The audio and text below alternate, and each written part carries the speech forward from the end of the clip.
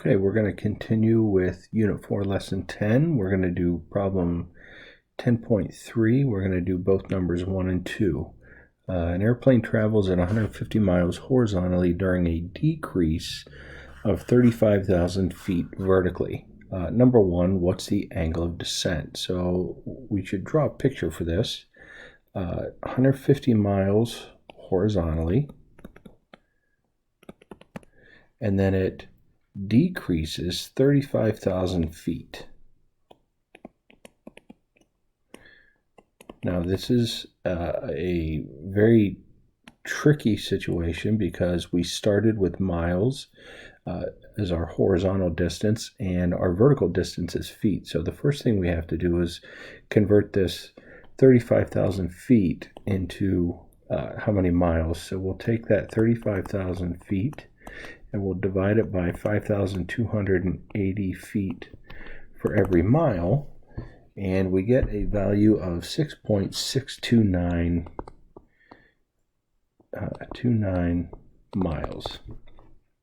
Okay, so we want to know what is the angle of descent. So here's my angle of descent. This is my angle theta.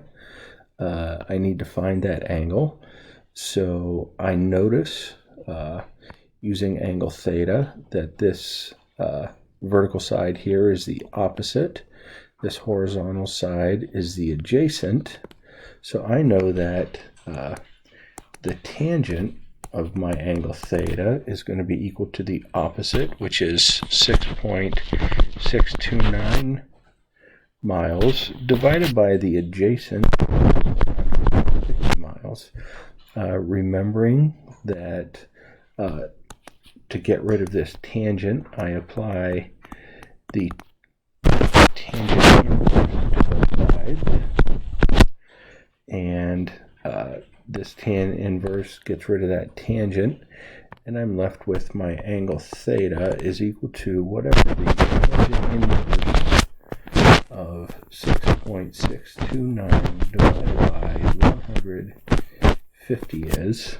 Punch that into my calculator, and I get 2.53 degrees. That's pretty sloppy here. That's 2.53 degree angle. Okay. Number 2 is how long is the plane's path? So if I'm looking for the path of the airplane, that is this value here. It's the hypotenuse of my right triangle. I can use Pythagorean theorem. So I know that the hypotenuse squared is equal to the sum of the squares of the legs of the right triangle.